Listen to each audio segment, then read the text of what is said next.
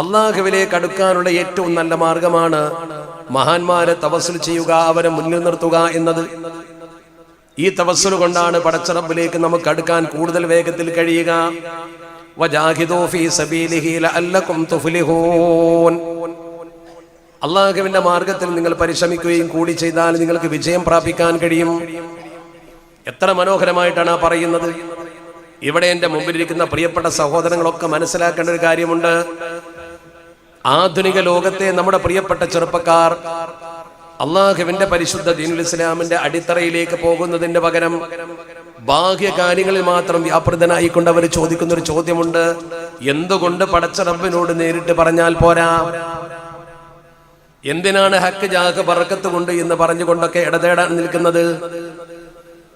അതിന് മറുപടിയാണ് പടച്ച റബ്ബിന്റെ പരിശുദ്ധ ഖുർആൻ വജാഹിദൂ ഫീ സബീലിഹി ലഅല്ലകും തുഫ്ലിഹൂൻ എന്ന് പറയുന്നതിന്റെ മുമ്പ് വബ്തഗൂ ഇലൈഹിൽ വസീല, അല്ലാഹുവിലേക്ക് നിങ്ങൾ വസീല തേടണേ. ഇത് ഖുർആന്റെ നസ്സായ പ്രഖ്യാപനമാണ്. മാത്രമല്ല, നിങ്ങൾ ഓർക്കണം, അങ്ങനെ ചെയ്യുമ്പോൾ നിങ്ങൾ കാണുന്ന കുറവെന്താണ്? ഒരു ഖബറിൽ ചെന്നുകൊണ്ട് നമ്മൾ സിയാറത്ത് ചെയ്യുമ്പോൾ എന്ത് കുറവാണ് സംഭവിക്കുന്നത്? നിങ്ങൾക്ക് നേരെ കൈപൊക്കി പടച്ച റബ്ബിനോട് ചോദിക്കുന്നതിന് പകരം എന്തിനാണ് നിങ്ങൾ ഒരു മക്കാമിൽ പോകുന്നത് എന്ന് ചോദിച്ചാൽ ആദരവിലൂടെ അള്ളാഹുവിലേക്ക് അടുക്കുക എന്നതാണ് അതിന്റെ ലക്ഷ്യം. ആദരവ് അതുപോലെ തന്നെ ആരാധന, ഇത് രണ്ടും രണ്ടാണ്. ആദരവും ആരാധനയും രണ്ടാണ്. ആദരവിലൂടെ പടച്ച റബ്ബിലേക്ക് നമുക്ക് വേഗത്തിലെത്താൻ കഴിയും. എത്രയോ ഉദാഹരണങ്ങളിലെ പരിശുദ്ധ ദീനുൽ ഇസ്ലാമിൽ ഒന്ന് ചിന്തിച്ചു നോക്ക് നിങ്ങൾ. ഒരു ഉദാഹരണം, നമ്മളിൽപ്പെട്ട ഏതെങ്കിലും ഒരു വ്യക്തി അള്ളാഹുവിന്റെ പരിശുദ്ധമായ മസ്ജിദുൽ ഹറാമിൽ എപ്പോഴെങ്കിലും ചെന്നാൽ, ഹറമെന്ന് പറഞ്ഞാൽ വിശാലമായ സ്ഥലമാണ്, അതിലാണ് മസ്ജിദുൽ ഹറാം. അള്ളാഹുവിന്റെ പരിശുദ്ധ ഖുർആൻ പറഞ്ഞ ഇന്ന അവ്വല ബൈത്തിൻ വുദിഅ ലിന്നാസ് ലല്ലദീ ബിബക്കത മുബാറകം വഹുദൽ ലിൽ ആലമീൻ ഫീഹി ആയാതും ബയ്യിനാതും മഖാമു ഇബ്രാഹീം. അല്ലാഹു സുബ്ഹാനഹു വ തആല എടുത്തു പറഞ്ഞ മഖാമു ഇബ്രാഹീമും അതിന്റെ ചരിത്രങ്ങളുമൊക്കെ മനോഹരമായി സ്മരിക്കുന്നതിനെ കുറിച്ച് ഖുർആൻ എടുത്തുദ്ധരിച്ചുകൊണ്ട് ലോകത്തെ ഒന്നാമത്തെ പള്ളിയെ കുറിച്ച് പറയുന്നു. ആ പള്ളി നിൽക്കുന്ന മസ്ജിദുൽ ഹറാമിൽ ഒരു വിശ്വാസി പ്രവേശിച്ചാൽ, ലോകത്തെ ഏത് പള്ളിയിൽ ഒരു വിശ്വാസി കടന്നു ചെന്നാലും ആദ്യം ചെയ്യേണ്ടത് 2 റക്അത്ത് തഹിയ്യത്ത് നിസ്കാരമാണ്. എന്നാൽ മസ്ജിദുൽ ഹറാമിലേക്ക് ഒരാൾ കടന്നു ചെന്നാൽ ആദ്യം ചെയ്യേണ്ടത് തവാഫാണ്. ഉംറക്ക് ഇഹ്റാം ചെയ്ത് ചെന്നാലും ഹജ്ജിന് ഇഹ്റാം ചെയ്ത് ചെന്നാലും ഇഹ്റാം ചെയ്യാതെ ചെന്നാലും ഏത് കാര്യത്തിന് വേണ്ടി നിങ്ങൾ പരിശുദ്ധ ഹറമിൽ പ്രവേശിച്ചാലും മസ്ജിദുൽ ഹറാമിന്റെ തഹിയ്യത്ത് തവാഫാണ്. നിങ്ങൾക്ക് അവിടെ നിസ്കരിക്കാൻ അവസരം ചില സന്ദർഭത്തിൽ അനിവാര്യമായി വരും. ഉദാഹരണം, ഫിഖ്ഹിന്റെ കിതാബിലൊക്കെ പറഞ്ഞിട്ടുണ്ട്, നിങ്ങൾ അവിടെ ചെല്ലുമ്പോൾ ഒരു നിസ്കാരം നിങ്ങൾക്ക് ബാധ്യതയായി നിൽപ്പുണ്ട്. ഉദാഹരണമായി, നിങ്ങൾ ഒരു 3 മണിക്ക് പ്രവേശിച്ചു, ളുഹർ നമസ്കരിച്ചിട്ടില്ല, തവാഫിന് നിന്നാൽ ളുഹർ ഖളാ ആയി പോകും, അപ്പോൾ നിങ്ങൾക്ക് നിസ്കരിക്കാം. നിങ്ങൾ അവിടെ കയറി ചെല്ലുമ്പോൾ ജമാഅത്ത് നടക്കുകയാണെങ്കിൽ അതിൽ കൂടാം. നിങ്ങൾക്കൊരു തവാഫ് ചെയ്യാൻ കഴിയാത്ത വിധം ജനങ്ങൾ ഒന്നാകെ നിറഞ്ഞ് നിർഭരമായി നിൽക്കുന്നു, മതാഫിലേക്ക് ഇറങ്ങാൻ വയ്യ, അങ്ങനെ വരുമ്പോഴും നിങ്ങൾക്ക് നിസ്കരിക്കാം. അല്ലാത്ത സമയത്തൊക്കെ മുന്തിക്കേണ്ടത് തവാഫിനെയാണ്. തവാഫിന്റെ ശേഷമാണ് 2 റക്അത്ത്. ഞാൻ കർമ്മശാസ്ത്രം പഠിപ്പിക്കുകയല്ല, പക്ഷേ നിങ്ങൾ ഓർക്കേണ്ട ഒരു സത്യത്തിലൂടെ നിങ്ങളെ സഞ്ചരിപ്പിക്കുകയാണ്. ബുദ്ധിയും വിവേകവുമുള്ള മനുഷ്യൻ ചിന്തിക്കണം, ആ പരിശുദ്ധമായ നിസ്കാരം 2 റക്അത്ത് നിർവഹിക്കേണ്ടത് തവാഫിന്റെ ശേഷമാണ്. അത് നമ്മുടെ മദ്ഹബിൽ സുന്നത്താണ്, ഹനഫി മദ്ഹബിൽ വാജിബാണ്. അതുകൊണ്ട് തന്നെ 2 മദ്ഹബിലുള്ള അന്തരം കൊണ്ട് അത് വളരെ പ്രധാനമാണെന്ന് ബോധ്യം. ആ 2 റക്അത്ത് നമസ്കാരം നമ്മൾ നിർവഹിക്കുമ്പോൾ അത് എവിടെ നിർവഹിക്കണം? യുക്തി കൊണ്ടും ബുദ്ധി കൊണ്ടും ചിന്തിക്കുന്നവർ, നേരിട്ട് പടച്ച റബ്ബിനോട് ചോദിച്ചാൽ പോരെ എന്ന് ചിന്തിക്കുന്നവർ, ആദ്യം നിസ്കരിക്കാൻ തിരഞ്ഞെടുക്കേണ്ട സ്ഥലമേതാണ്? അവിടുത്തെ ഏറ്റവും പുണ്യപ്പെട്ട സ്ഥലം. നമ്മൾ എന്തെങ്കിലും ഒരു ഭക്ഷണം കഴിക്കുമ്പോൾ അതിന്റെ നല്ല ഭാഗമാണ് എടുക്കുക എന്ന പോലെ മസ്ജിദുൽ ഹറാമിൽ പ്രവേശിച്ച ഒരു മനുഷ്യന് ഏറ്റവും നല്ല ഭാഗം ഏതാ? കഅബയുടെ ഉൾഭാഗമാണ്. പക്ഷെ സാധാരണക്കാരായ നമ്മളെ സംബന്ധിച്ചിടത്തോളം കഅബയുടെ ഉൾഭാഗത്ത് പ്രവേശനമില്ല. എന്നാലും നമുക്ക് പ്രവേശിക്കാവുന്ന കഅബയുടെ ഒരു ഉൾഭാഗമുണ്ട്, അത് ഹിജ്ർ ഇസ്മായിലാണ്. പുണ്യ നബി പറഞ്ഞിട്ടുണ്ട് അത് കഅബയുടെ ഉൾഭാഗമാണ്, അത് കഅബയിൽ പെട്ട ഭാഗമാണെന്ന് ചരിത്രം സാക്ഷ്യം വഹിക്കുന്നുണ്ട്. അവിടെയാണ് മീസാബ് അഥവാ സ്വർണ്ണപ്പാത്തി. മീസാബിന്റെ ചുവട്ടിൽ ദുആ ചെയ്താൽ അത് ഉത്തരം കിട്ടുന്ന പ്രവർത്തനമാണ്. ആ ദഅവത്ത് മുസ്തജാബത്താണ്. അവിടെ ദുആ ചെയ്താൽ ഉത്തരം കിട്ടുമെന്ന് പരിശുദ്ധ തിരുദൂതർ പഠിപ്പിച്ചു. എന്തേ തവാഫ് കഴിഞ്ഞ ശേഷമുള്ള നിസ്കാരം അവിടെ നിസ്കരിക്കാൻ പറയാതിരുന്നത്? രണ്ടാമതൊരു പക്ഷേ നമുക്ക് ഏറ്റവും പ്രിയങ്കരമായ സ്ഥലം തോന്നുക കഅബയുടെ പുറത്താണെങ്കിലും ഹജറുൽ അസ്വദിന്റെ മൂലയാണ്. എന്താണ് അതിന്റെ പ്രത്യേകത? വക്കില ബിഹി 70 മലക്കാ, 70 മലക്കുകളെ പടച്ച റബ്ബ് അവിടെ നിയോഗിച്ചിരിക്കുന്നു. നിങ്ങൾ അവിടെ സഞ്ചരിക്കുന്ന സമയത്ത് എന്തെങ്കിലും പറഞ്ഞാൽ ദുആ ചെയ്താൽ യുഅമ്മിനൂന അലാ മാ തഖൂലൂൻ, നിങ്ങൾ അല്ലാഹുവിനോട് ചോദിക്കുന്നതിന് ഒരു ഉത്തരം പറയും. മലക്കുകൾ ഉത്തരം പറയുന്ന മനോഹരമായ സ്വർഗ്ഗത്തിൽ നിറക്കപ്പെട്ട കല്ല് അർറുക്നു വൽ മഖാം യഖൂതതാനി മിൻ യവാഖീതിൽ ജന്ന ഖാല റസൂലുള്ളാഹി സ്വല്ലല്ലാഹു അലൈഹി വസല്ലം. അല്ലാഹുവിന്റെ പുണ്യ നബി പറഞ്ഞു, ഹജറുൽ അസ്വദും അതുപോലെ തന്നെ ഹിജർ ഇസ്മാഈലും സ്വർഗ്ഗത്തിൽ നിന്ന് കൊണ്ട് ഹജറുൽ അസ്വദും അതുപോലെ തന്നെ മഖാം ഇബ്രാഹിമും സ്വർഗ്ഗത്തിൽ നിന്ന് കൊണ്ടുവന്ന 2 കല്ലുകളാണ്. അതുകൊണ്ട് തന്നെ ആ ഹജറുൽ അസ്വദിന്റെ സമീപത്ത് മലക്കുകൾ 70 എണ്ണം എപ്പോഴും ഉണ്ടാകും. ചിലപ്പോൾ മാലായുഗസ, കണക്കാക്കാൻ പറ്റാത്ത അത്ര മലക്കുകൾ ഉണ്ടാകുമെന്നും ഹദീസിൽ വന്നിട്ടുണ്ട്. അത്രമാത്രം മലക്കുകൾ കൂടി നിൽക്കുന്ന സ്ഥലത്ത് എന്തുകൊണ്ട് നിസ്കരിച്ചുകൂടാ? നിസ്കരിച്ചാൽ ശരിയാകുമോ ഇല്ലയോ, കടം വീടുമോ ഇല്ലയോ എന്നതല്ല. അവിടെ നിസ്കരിക്കാനല്ലല്ലോ ഒന്നാം സ്ഥാനം കൽപ്പിച്ചു നിർദ്ദേശിച്ചത്. അത് കഴിഞ്ഞാൽ പിന്നെ നമുക്ക് വേണമെങ്കിൽ മുൽത്തസം എന്ന് പറയുന്ന ഏറ്റവും കൂടുതൽ ഉത്തരം കിട്ടുന്ന കഅബയുടെ വാതിൽപ്പടിയും ഹജറുൽ അസ്വദും തമ്മിലുള്ള 2 മീറ്റർ അകലമുള്ള സ്ഥലത്ത് നിന്ന് നിസ്കരിച്ചാൽ അവിടെ എന്തോ ഒരു പുണ്യമുണ്ട് എന്നതിന്റെ തെളിവാണ്. ജനങ്ങൾ അവിടെ കവിളൊട്ടിച്ചുകൊണ്ട് പ്രാർത്ഥിച്ചു കൊണ്ടിരിക്കും. അതുകൊണ്ടാണ് ആ സ്ഥലത്തിന് മുൽത്തസം എന്ന പേരു തന്നെ കിട്ടിയത്. ആ സ്ഥലത്ത് നിന്ന് ദുആ ചെയ്താൽ ഉത്തരം കിട്ടുമെന്ന് ഉറപ്പ്. അവിടെയും നിസ്കരിക്കാൻ പറഞ്ഞില്ലല്ലോ, വാതിലിന്റെ മുമ്പിൽ പറഞ്ഞിട്ടില്ല. അവിടെ നിസ്കരിച്ചാൽ ശരിയാകുമോ ഇല്ലയോ എന്നതല്ല. പിന്നെ ഒരു സ്ഥലമുണ്ട് നമുക്ക് ഇഷ്ടപ്പെട്ട സ്ഥലം, റുക്നുൽ യമാനി. തവാഫിൽ പോലും തൊട്ടുമുറ്റൽ സുന്നത്തുള്ള സ്ഥലം. ആ റുക്നുൽ യമാനിയുടെ സമീപത്തുള്ള പ്രത്യേകത എന്താണ്? അലർ റുക്നുൽ യമാനി മലക്കാനി യുഅമ്മിനാൻ. എപ്പോഴും അതിൽ സഞ്ചരിക്കുന്നവരുടെ ദുആക്ക് ഉത്തരം പറയുന്ന, ദുആക്ക് ആമീൻ പറയുന്ന 2 മലക്കുകൾ അവിടെ സാന്നിധ്യമുണ്ട്. എന്തുകൊണ്ട് അവിടെ നിസ്കരിച്ചുകൂടാ? ഞാനീ പറഞ്ഞ പുണ്യപ്പെട്ട നമ്മുടെ ബുദ്ധിക്ക് യോജിക്കുന്ന ഈ സ്ഥലങ്ങളൊക്കെ ഒഴിവാക്കിയിട്ട് അല്ലാഹു റബ്ബുൽ ഇസ്സത്ത് നിസ്കരിക്കാൻ പറഞ്ഞത് വത്തഖിദൂ മിൻ മഖാമി ഇബ്രാഹീമ മുസല്ലാ, നിങ്ങൾ ഇബ്രാഹിം മഖാമിന്റെ പുറകിൽ നിസ്കരിക്കണേ. എന്താണ് ഇബ്രാഹിം മഖാം?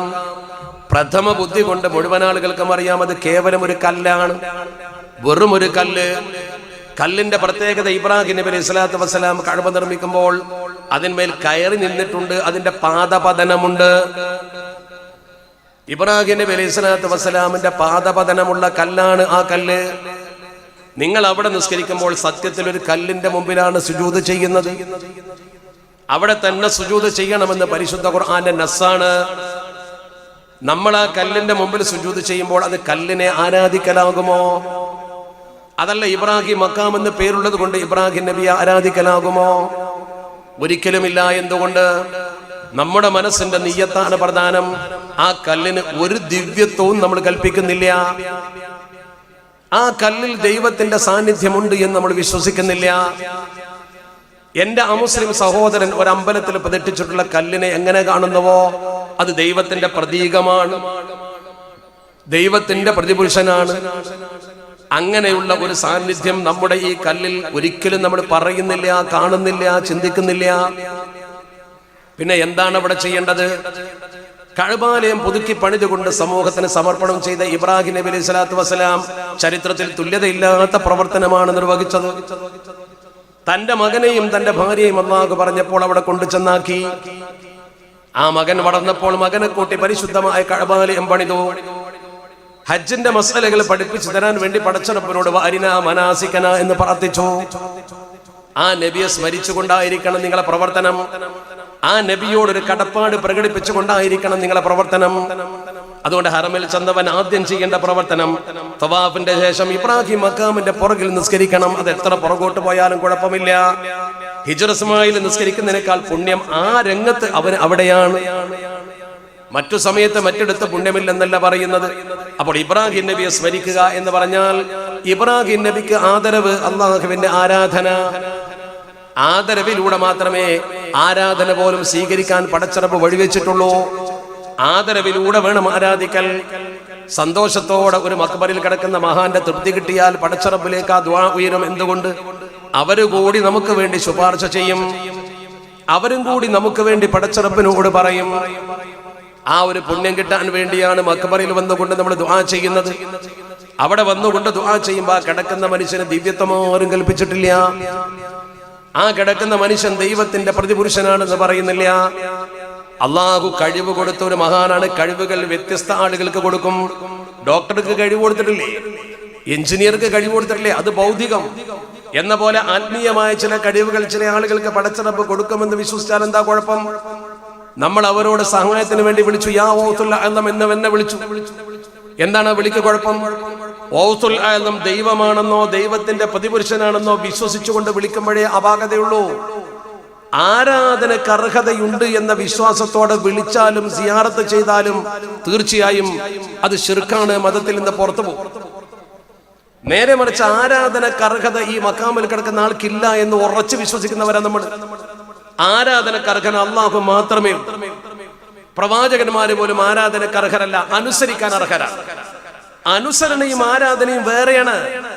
വമാ അർസൽനാ മിർ റസൂലിൻ ഇല്ലാ ലിയുതാഅ ബിഇദ്നില്ലാ. അള്ളാഹുവിന്റെ സമ്മതപ്രകാരം അനുസരിക്കപ്പെടാൻ വേണ്ടിയാണ് പ്രവാചകന്മാരെ അയച്ചിട്ടുള്ളത്, ആരാധിക്കാൻ വേണ്ടിയല്ല. ആരാധ്യനായ എന്ന് ചിലർ പ്രസംഗത്തിലൊക്കെ പറയാറുണ്ട്, സ്വാഗത പ്രസംഗത്തിൽ പറയാറുണ്ട്. ഒരു മുസ്ലിമിന് അങ്ങനെ പറയാൻ പാടില്ല. ആരാധ്യൻ അള്ളാഹു മാത്രമേ. ആരാധനക്ക് അർഹൻ പടച്ചറപ്പ് മാത്രമേ. ആ വിശ്വാസം നിങ്ങളെ കൽബിലുണ്ടോ? നിങ്ങൾ ആരെ വിളിച്ചാലും നിങ്ങൾ എവിടെ സിയാറത്ത് ചെയ്യാലും ദീനിൽ നിന്ന് പുറത്തു പോകൂല. എന്താ കാരണം? സഹായാർത്ഥന ആരോടും നടത്താം, അത് ഏത് വിഭാഗത്തോടും നടത്താം. ഏത് വിഭാഗം എന്നതുകൊണ്ട് ഞാൻ ഉദ്ദേശിച്ചത് ഡോക്ടർമാരോട്, എഞ്ചിനീയർമാരോട്, ഒരു വിഷയത്തിൽ വൈദഗ്ധ്യമുള്ള ആളോട് നമുക്ക് സഹായം തേടാം. എന്ന പോലെ ആത്മീയ കരുത്തുള്ള ഒരു തങ്ങളോട് അല്ലെങ്കിൽ വലിയനോട് നമുക്ക് സഹായം ചോദിക്കാം. എന്താ കുഴപ്പം? അയാൾ ദൈവമാണോ ദൈവത്തിന്റെ പ്രതിപുരുഷനാണോ എന്ന വിശ്വാസം ഇല്ലാതിരുന്നാൽ മതി. ഇത് പർവ്വതീകരിച്ച് ജനങ്ങളെ പേടിപ്പിച്ച് തൗഹീദിൽ നിന്ന് പോയി എന്നൊക്കെ പറഞ്ഞ് ഈ സമൂഹത്തിന്റെ മുമ്പിൽ ഒരു ശിർക്ക് മുദ്ര കുത്തി സമൂഹത്തെ അകറ്റുക എന്ന് പറയുന്നത് യഥാർത്ഥത്തിൽ അതിനെക്കുറിച്ച് പഠിച്ചാൽ നമുക്ക് ബോധ്യമാകുന്ന കാര്യമാണ്. പൂർവിക മഹത്തുക്കളൊക്കെ അങ്ങനെ ചെയ്തിട്ടുണ്ട്. നമ്മുടെ കേരളത്തിന്റെ പഴയകാല ചരിത്രം പഠിച്ചാൽ പൊന്നാനിൽ ജീവിച്ച ഏറ്റവും പ്രമുഖനായ പണ്ഡിതനാണ് സൈനുദ്ദീൻ മഖ്ദൂം. മഖ്ദൂം ഒന്നാമൻ അബൂ യഹ്യ സൈനുദ്ദീൻ ബിൻ അലി എന്ന് പറയുന്ന മഹാപണ്ഡിതൻ. മഹാപണ്ഡിതൻ എന്ന് പറയാൻ കാരണം അദ്ദേഹം വിദേശത്ത് പോയി ഇൽമ പഠിച്ചു വന്നയാളാണ്. അദ്ദേഹത്തിന്റെ പ്രധാനപ്പെട്ട ഗുരുനാഥൻ ഷെയ്ഖുൽ ഇസ്ലാം സക്കരിയ അൽ അൻസാരി റഹ്മത്തുള്ളാഹി അലൈഹി തങ്ങളാണ്. അസ്ഹറിൽ പഠിക്കുമ്പോഴത്തെ ഗുരുവാണ്. ആ ഗുരുനാഥന്റെ ഖബറുണ്ട് ഓൾഡ് കൈറോയിൽ ഇമാം ഷാഫി മസ്ജിദിൽ. ഷാഫി ഇമാമിന്റെ മസ്ജിദിൽ, ഷാഫി ഇമാം ദർസ് നടത്തിയ മസ്ജിദിൽ ബഹുമാനപ്പെട്ട ഷാഫി ഇമാമിന്റെ ഖബർ ഒരു ഭാഗത്തുണ്ട്. മറുഭാഗത്ത് അതേ പള്ളിയിൽ തന്നെ ബഹുമാനപ്പെട്ട സക്കരിയ അൽ അൻസാരി തങ്ങളുടെ ഖബറുണ്ട്. ഈജിപ്ത് പോയാൽ കാണാൻ പറ്റും. ആ മഹാൻ അവിടെ നിന്ന് ഇൽമ പഠിച്ച് കേരളത്തിൽ വന്നിട്ട് ജനങ്ങളെ ഹിദായത്താക്കാൻ വേണ്ടി ദർസ് നടത്തി വിളക്കത്തിരുത്തി സനദ് കൊടുത്ത് സമൂഹത്തിന് ഇൽമ പഠിപ്പിച്ചു. അദ്ദേഹം ആഗോള സഞ്ചാരം നടത്തിയ ആളാണ്. മക്കയിൽ പോയിട്ടുണ്ട്, ഈജിപ്തിൽ പോയിട്ടുണ്ട്. ഈജിപ്ത് എന്ന മുസ്ലിം ലോകത്തിന്റെ ഒരു പരിപ്രേക്ഷ്യമാണ്. ഇന്നും അങ്ങനെ തന്നെ. അസ്ഹറിലെ പണ്ഡിതന്മാർ ഫത്വ കൊടുത്താൽ ലോകത്തെ മുസ്ലിമുകൾ അത് അംഗീകരിക്കുന്ന ഒരു സ്വഭാവമുണ്ട്. ആ ഒരു പ്രധാനപ്പെട്ട സ്ഥാനം ഈജിപ്തിന് അന്നുള്ള കാലഘട്ടത്തിൽ അവിടെ പഠിച്ചു വന്ന മഹാനാണ്. ആ മഹാന്റെ കാഴ്ചപ്പാട് അറിയണമെങ്കിൽ അദ്ദേഹം പോർച്ചുഗീസുകാർക്കെതിരെ ആദ്യമായി സമര പ്രഖ്യാപനം നിർവഹിച്ച ആളാണ്. വൈദേശിക അധിനിവേശികൾക്കെതിരെ ആദ്യമായി തഹ്രീർ എന്ന കിതാബ് എഴുതിക്കൊണ്ട് സമൂഹത്തോട് അവരെ ചെറുക്കണമെന്ന് പറഞ്ഞ ആളാ. വാസ്കോഡി ഗാമ കോഴിക്കോട്ട് വന്ന കാലം മുതൽ അതിനെ ചെറുക്കാൻ ബഹുമാനപ്പെട്ടവർ സമൂഹത്തോട് പറഞ്ഞിട്ടുണ്ട്. അന്നൊന്നും ഇന്ത്യയിൽ ഈ പണ്ഡിതൻ ചെയ്തതിന് തുല്യമായ ഒരു പ്രവർത്തനം ഒരു സമുദായത്തിന്റെ കയ്യിൽ നിന്നും ഉണ്ടായിട്ടില്ല. ഇല്ല എന്ന് പറഞ്ഞാൽ അത് നിഷേധിക്കാൻ ആരുടെ കയ്യിലും ഒരു തെളിവിന്റെ തുണ്ട് കടലാസ് പോലും ഉണ്ടാവില്ല. പള്ളിയിൽ ദർസ് നടത്തുന്ന ഒരു മഹാനായ മുദരിസാണ്. പോർച്ചുഗൽ ആധിപത്യം നമ്മുടെ സംസ്കാരം തകർക്കും, ഇന്ത്യയുടെ സംസ്കാരം തകർക്കും, നമ്മുടെ വ്യക്തിത്വം തകർക്കും, അതുകൊണ്ട് അവനെ പുറത്താക്കണം എന്ന് പറഞ്ഞു. വളരെ ഗൗരവത്തോടു കൂടി ബഹുമാനപ്പെട്ടവർ സമൂഹത്തോട് പറഞ്ഞു. അദ്ദേഹത്തിന്റെ തഹ്രീർ ഒന്ന് വായിച്ചാൽ നിങ്ങൾക്കത് ബോധ്യവും. അദ്ദേഹം പറഞ്ഞു സമൂഹത്തോട്, ജനങ്ങളെ, നിങ്ങൾ ഈ പറങ്കികളെ കൂട്ടുകാരാക്കല്ലേ.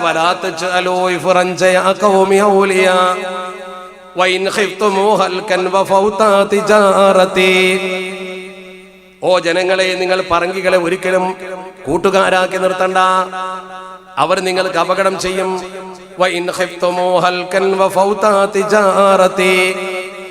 നിങ്ങളെ കച്ചവടം നശിക്കുമെന്നോ നിങ്ങൾ തന്നെ നശിച്ചു പോകുമെന്നോ ഭീതി ഉണ്ടെങ്കിലും അവരോട് സഹകരിക്കല്ലേ.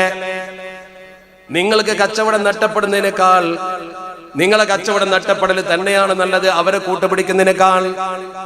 വൈദേശിക നിവേശി രാജ്യത്തേക്ക് കാലുകുത്തിയ നാള് മുതൽ അതിന്റെ അപകടം മണത്തെറിഞ്ഞ മഹാൻ. എന്തിനാ ഞാനത് പറഞ്ഞത്? ലോക കാഴ്ചപ്പാടുണ്ട് എന്ന് തെളിയിക്കാനാണ്, വേൾഡ് വൈഡ് കാഴ്ചപ്പാടുണ്ട് എന്ന് തെളിയിക്കാനാണ്. എന്ന് പറഞ്ഞാൽ പള്ളിയുടെ മൂലയിൽ ഒന്നും തിരിയാതെ തലപ്പാവ് ധരിച്ചുകൊണ്ട് കിതാബ് ഓതി കൊടുക്കുന്ന പണ്ഡിതനല്ല. ലോകത്തിന്റെ ചലനമറിയുന്ന വിദേശികൾ കാലുകുത്തിയപ്പോൾ അതിന്റെ അപകടം മണത്തറിഞ്ഞുകൊണ്ട് പ്രഖ്യാപനം നടത്തിയ മഹാന. ആ മഹാൻ തന്റെ ബഹുമാനപ്പെട്ട പിതൃവ്യൻ ഇബ്രാഹിം അലിയുൽ മഅബരി എന്ന് പറയുന്ന മഹാപണ്ഡിതൻ മരിച്ചു കിടക്കുന്ന പൊന്നാനിൽ ഒരു കബറുണ്ട്. ആ കബറുകൾ സ്ഥിരമായി സിയാറത്ത് ചെയ്തിരുന്നു, ആളുകളെ കൂട്ടിക്കൊണ്ടുപോയി സിയാറത്ത് ചെയ്തിരുന്നു. അതുകൊണ്ട് തന്നെ ചരിത്രത്തിൽ ആ പള്ളി പൊന്നാനിയിൽ നിങ്ങൾ ചെന്നാൽ അറിയപ്പെടുന്ന സിയാറത്ത് പള്ളി. മഖ്ദൂം സിയാറത്ത് ചെയ്ത പള്ളിക്ക് ജനം കൊടുത്ത പേരാണ് സിയാറത്ത് പള്ളി. കേരളത്തിൽ ദീൻ പഠിപ്പിച്ച മഖ്ദൂം തങ്ങൾക്ക് സിയാറത്ത് ചെയ്യാമെങ്കിൽ പിന്നെ നമുക്ക് എന്തുകൊണ്ട് ചെയ്തുകൂടാ? അദ്ദേഹം ഒരു മക്ബറയിലേക്ക് പോയെങ്കിൽ എന്തുകൊണ്ട് മക്ബറയിലേക്ക് നമുക്ക് പോയിക്കൂടാ? എവിടെ നിന്നാണ് നമ്മൾ ഈ വാദം അംഗീകരിക്കുക? ഞാൻ ആരെയും കുറ്റപ്പെടുത്താനോ ആക്ഷേപിക്കാനോ വേണ്ടിയല്ല, നമുക്ക് മനസ്സിലാകാൻ, അതും നമ്മുടെ പുതുതലമുറക്ക് മനസ്സിലാക്കാൻ വേണ്ടി, ചെറുപ്പക്കാർക്ക് വേണ്ടി മാത്രമാണ് പറയുന്നത്. നിങ്ങൾ അതിലൊരു കുറവും കാണണ്ട. ഖബ്ബാബ് ഇബ്നുൽ അറത്ത് റളിയല്ലാഹു തആല അൻഹു എന്ന് പറയുന്ന പരിശുദ്ധ ദീനുൽ ഇസ്ലാമിന് വേണ്ടി അടിയും തൊഴിയും പ്രയാസവും സഹിച്ചൊരു സ്വഹാബി ഉണ്ടായിരുന്നല്ലോ. അവസാനം ആ മഹാൻ ഹിജ്റ പോയ സംഭവമൊക്കെ ചരിത്രത്തിൽ പറയുന്നുണ്ട്. ഉമ്മു അൻമാർ എന്ന് പറയുന്ന പെണ്ണ് അയാളെ പീഡിപ്പിച്ചെന്ന് പറയുന്നുണ്ട്. കഅബാലയത്തിന്റെ തണലിൽ അല്ലാഹുവിന്റെ പരിശുദ്ധ തിരുദൂതൻ ഇങ്ങനെ കിടന്ന് ഒരു തുണി തലക്ക് വെച്ചുകൊണ്ട് മയങ്ങിക്കിടക്കുമ്പോ ഖബ്ബാബ് തങ്ങൾ പൊട്ടിക്കരഞ്ഞുകൊണ്ട് അവിടെ ഹാജരായി. അല്ലാഹുവിന്റെ പരിശുദ്ധ തിരുദൂതനോട് കരഞ്ഞുകൊണ്ട് പറഞ്ഞു, അലാ തസ്തൻസിറു ലനാ അലാ തദ്ഉ ലനാ. മുത്തുനബിയെ, ഞങ്ങൾക്ക് വേണ്ടി സഹായം ചോദിക്കുന്നില്ലേ പടച്ചറബ്ബിനോട്? അല്ലാഹുവിന്റെ തിരുദൂതരെ, ഞങ്ങൾക്ക് വേണ്ടി അങ്ങ് ദുആ ചെയ്യുന്നില്ല നബിയെ? കയ്യിലെ അടിയുടെ പാടുകളും ഒലിക്കുന്ന രക്തത്തിന്റെ അടയാളങ്ങളും കാണിച്ചു കൊടുത്തുകൊണ്ട് ഖബ്ബാബ് തങ്ങൾ പറഞ്ഞു, നബിയെ, ഇനി എത്രയാണ് ഞങ്ങൾ സഹിക്കേണ്ടത്? അടിച്ചിട്ട് വേദന കൊണ്ട് തൊലി പൊട്ടി രക്തം ഒലിച്ചു കൊണ്ടുവന്ന ആ സുഹൃത്തിനോട്, ആ സ്വഹാബിയോട് നബി തങ്ങൾ എഴുന്നേറ്റിരുന്നു കൊണ്ട് പറഞ്ഞു, ഖബ്ബാബേ, നിങ്ങൾക്കിത് വലുതായി തോന്നും, പക്ഷേ ഇതിനേക്കാൾ വലുതൊക്കെ സംഭവിച്ചിട്ടുണ്ട് പൂർവികർക്ക്. ലഖദ് കാന മൻ ഖബ്ലകും, നിങ്ങൾക്ക് മുമ്പും ഒരു തലമുറ ഇവിടെ ജീവിച്ചിരുന്നു. അവരെങ്ങാനും മുഅ്മിനായി വന്നാൽ അവൻ അല്ലാഹുവിന്റെ പരിശുദ്ധ ദീനുൽ ഇസ്ലാമിനെ കുറിച്ച് എന്തെങ്കിലും ഒന്ന് പറഞ്ഞാൽ ഫയുഹ്ഫറു ലഹു വയുജഅലു ഫിഹാ, അവനൊരു കുഴി കുത്തിയിട്ട് കുഴിയിലിറക്കി വെക്കും. ഒരു മനുഷ്യന്റെ അത്ര ആയത്തിൽ കുഴി കുടിച്ചിട്ട് ആ കുഴിയിലിറക്കി വെക്കും. കഴുത്ത് വരെ ഒന്ന് പെടയാൻ പോലും കഴിയില്ല. കൈയടക്കം കുഴിയിലാക്കിയിട്ട് കഴുത്ത് മാത്രം മുകളിൽ കുടിച്ചിട്ട് ആ മനുഷ്യന്റെ തലയിലേക്ക് ഒരു വാള് കൊണ്ടുവരും. ആ വാള് കൊണ്ടുവന്നിട്ട് രണ്ടുപേര് അപ്പുറത്തും ഇപ്പുറത്തും ഈർച്ച വാള് കൊണ്ട് ഈരും. ഒന്ന് പെടയാൻ പോലും സമ്മതിക്കാതെ ആ മനുഷ്യന്റെ തല രണ്ട് പൊളിയാക്കും. എന്തേ അയാൾ ചെയ്തത്? ദീനിൽ ഉറച്ചു നിന്നു എന്ന് മാത്രം. ഖബ്ബാബയെ, നിങ്ങൾക്ക് അടിയല്ല കിട്ടിയിട്ടുള്ളൂ. അതുപോലെ ദീൻ വിശ്വസിച്ച ഒരാളിങ്ങനെ പിടിച്ചു നിർത്തിയിട്ട് സ്വഹീഹായ ഹദീസിൽ വന്ന ചിത്രമാണ്. എന്നെ കേട്ടു നിൽക്കുന്ന പ്രിയപ്പെട്ട ചെറുപ്പക്കാരെ മനസ്സിലാക്കണം, ഇരുമ്പിന്റെ വാള് കൊണ്ടുവന്നിട്ട് തല ഈർന്ന് പൊളിക്കുന്നത് പോലെ ഇരുമ്പിന്റെ ചീർപ്പ് കൊണ്ടുവന്നിട്ട്, ഇരുമ്പിന്റെ ചീർപ്പ് ഇരുമ്പിന്റെ ചീർപ്പ് കൊണ്ടിങ്ങനെ ശരീരത്തിൽ അവന്റെ എല്ലും മാംസവും ഇങ്ങനെ വലിച്ചു കീറും. ഒരു മൃഗത്തെ നമ്മൾ അറുത്തിട്ട് അതിന്റെ തൊലി കിഴിക്കുന്ന ഒരു സ്വഭാവമുണ്ട്, ഇറച്ചി അതിൽ നിന്ന് എടുക്കുന്ന ഒരു സ്വഭാവമുണ്ട്. അറവ് നടത്തുന്ന സമയത്ത് നോക്കി നിൽക്കുന്ന ആളുകൾക്ക് അറിയാം. എന്ന പോലെ പച്ച മനുഷ്യനെ മാംസം ഇങ്ങനെ കീറിയെടുക്കും, എന്തൊരു വേദന ഉണ്ടാവും. അങ്ങനെയൊക്കെ പൂർവീകരെ ചെയ്തിട്ടുണ്ട്, അങ്ങനെയൊക്കെ ലോകത്ത് സംഭവിച്ചിട്ടുണ്ട്.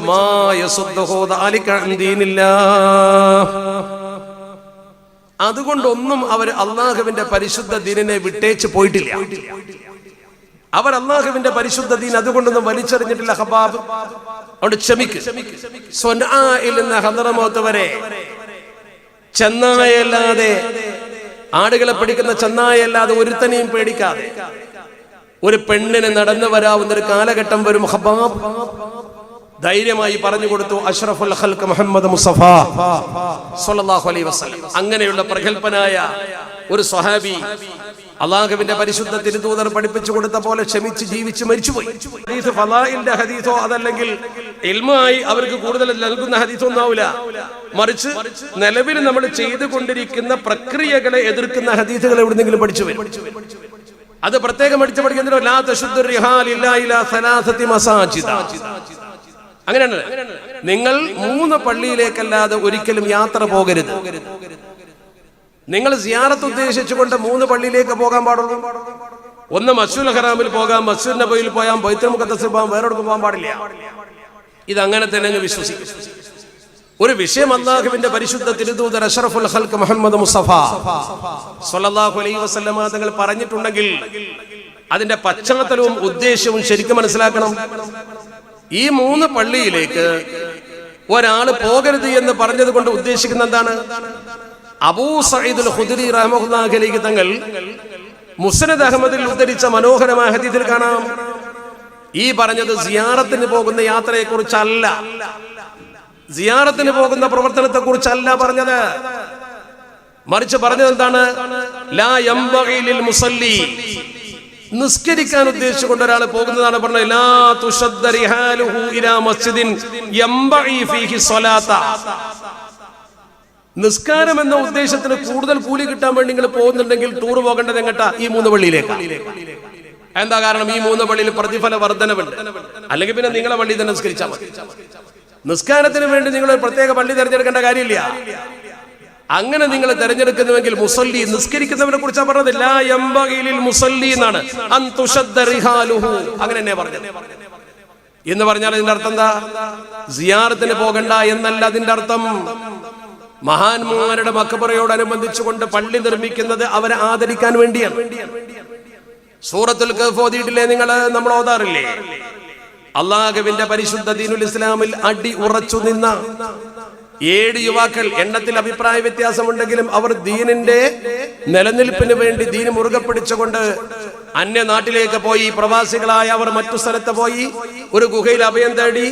അതിന്റെ ചരിത്ര സംഭവങ്ങളൊക്കെ എപ്പോഴും നിങ്ങൾ കേൾക്കുന്നതായത് കൊണ്ട് ഞാൻ ആവർത്തിക്കുന്നില്ല. അവിടെ അവർ ഗുഹയിൽ അഭയം തേടി. പിന്നെ അത് തിരിച്ചറിഞ്ഞ് ആ ഗുഹയുടെ സമീപത്ത് ആളുകൾ ചെന്നപ്പോൾ ഇവർ ആ ഗുഹയിൽ ഒന്നിച്ചവരെ കണ്ടു. അവർ മരണപ്പെടുകയും ചെയ്തു. അങ്ങനെ 7 പേര് മരണപ്പെട്ടു. ആ സന്ദർഭത്തിൽ പരിശുദ്ധ ഖുർആൻ പറയുന്നൊരു വാക്കുണ്ട്. അവിടെ ചെന്നിട്ട് ആളുകൾ പറഞ്ഞു, നമുക്ക് എന്തു ചെയ്യാം ഇവിടെ, നമ്മളെ സംബന്ധിച്ചിടത്തോളം നമുക്ക് എന്തു ചെയ്യാം എന്നിങ്ങനെ ചർച്ച ചെയ്യുമ്പോ അവിടെ കൂടിയിരുന്ന വിശ്വാസികളായ ആളുകളിൽപ്പെട്ട കാര്യബോധമുള്ളവർ ഖാലല്ലദീന ഗലബു അലാ അംരിഹിം ലനത്തഖിദന്ന അലൈഹിം മസ്ജിദാ, കാര്യബോധമുള്ള ആളുകൾ പറഞ്ഞു, നമുക്കിവിടെ ഒരു പള്ളി ഉണ്ടാക്കാം. എവിടെ? കഹ്ഫിന്റെ അഹ്ലുകാർ മരിച്ചു കിടക്കുന്ന സ്ഥലത്ത് നമുക്കിവിടെ ഒരു പള്ളി ഉണ്ടാക്കാം. ലനത്തഖിദന്ന അലൈഹിം മസ്ജിദാ. മഹാന്മാരായ പണ്ഡിതന്മാർ റൂഹുൽ ബയാൻ അടക്കമുള്ള തഫ്സീറിൽ പറയുന്നുണ്ട്, എന്തിനാണ് അവിടെ ഒരു പള്ളി? കഹ്ഫിന്റെ അഹ്ലുകാർ ഗുഹയിൽ മരിച്ചു കിടക്കുന്ന ഈ വിശ്വാസികളായ ആളുകളുടെ സമീപത്ത് എന്തിനാണ് ഒരു പള്ളി? കാസർഗോട്ടുകാരെ കുറിച്ച് പലരും തമാശക്ക് കളിയാക്കി പറയാറുണ്ട്, അവരൊരു മക്ബർ വെക്കും പിന്നെയാണ് പള്ളി ഉണ്ടാക്കുക. അങ്ങനെ പറയാറുണ്ട്. ആദ്യം എവിടെയെങ്കിലും അവരൊരു മക്ബറ ഉണ്ടാക്കും, എന്നിട്ട് പിന്നെ പള്ളി ഉണ്ടാക്കും. തമാശക്ക് പറയുന്നതാണ്, ആക്ഷേപിച്ച് പറയുന്നതാണ്, കുറ്റപ്പെടുത്തിക്കൊണ്ട് പറയുന്നതാണ്. പക്ഷെ നമ്മൾ ഓർക്കണം, സൂറത്തുൽ കഹ്ഫിൽ പറയുന്ന ഈ 7 യുവാക്കളുടെ സമീപത്ത് അന്നത്തെ വിശ്വാസികൾ ചെന്ന് അവർ മരണപ്പെട്ട് കിടക്കുന്ന സമയത്ത് അവർ പറഞ്ഞു, വഖാലല്ലദീന ഗലബു അലാ അംരിഹിം ലനത്തഖിദന്ന അലൈഹിം മസ്ജിദാ, നമുക്ക് ഇവിടെ ഒരു പള്ളി ഉണ്ടാക്കാം. മഹാന്മാരായ പണ്ഡിതന്മാർ പറയുന്നു, എന്തിനാണ് അവിടെ പള്ളി? യുസല്ലി ഫീഹിൽ മുസ്ലിമൂൻ, മുസ്ലിമീങ്ങൾക്ക് നിസ്കരിക്കാൻ. മുസ്ലിമീങ്ങൾക്ക് നിസ്കരിക്കാൻ അവിടെ തന്നെ പള്ളി ഉണ്ടാക്കണോ? ദുനിയാവിൽ എത്ര സ്ഥലം വേറുണ്ട്? ഇവര് മരിച്ചു കിടക്കുന്ന മക്ബറിന്റെ അടുത്ത് എന്തിനാ പള്ളി ഉണ്ടാക്കുന്നത്? അതിന് മറുപടി റൂഹുൽ ബയാൻ പറയുന്നുണ്ട്, വയതബറഖൂന ബിമകാനിഹിം, ആ മക്കാനൊരു ബർക്കത്തുണ്ട്, ആ ബർക്കത്ത് കിട്ടാൻ. ബർക്കത്ത് എന്നൊരു സംഗതി ഉണ്ട് എന്ന് ആദ്യം മനസ്സിലാക്കണം.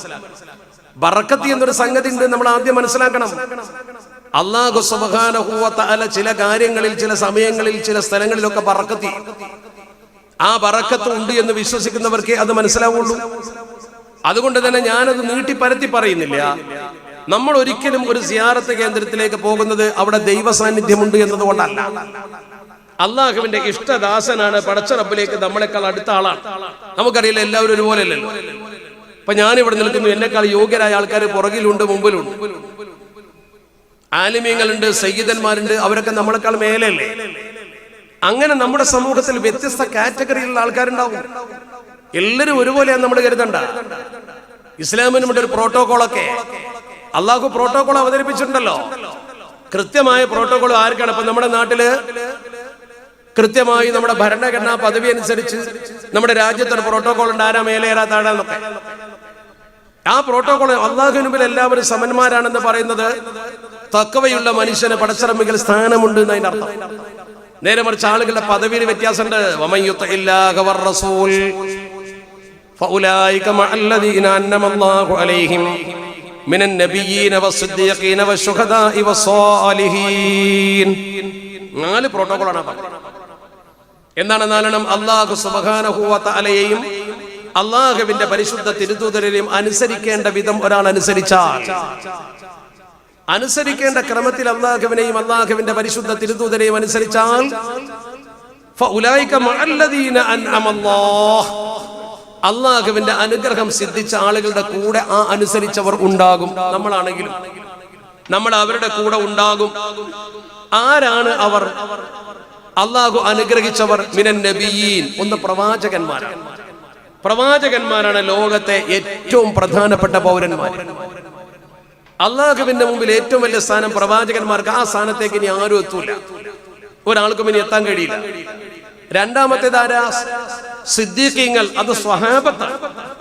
സ്വഹാബത്തിന്റെ സ്ഥാനത്തേക്ക് ഒരാൾക്കും എത്താൻ കഴിയില്ല. സ്വഹാബത്തിന്റെ കയ്യിൽ വീഴ്ച വന്നിട്ടുണ്ടെങ്കിൽ പോലും അവർ നമ്മുടെ മേലെയാണ്.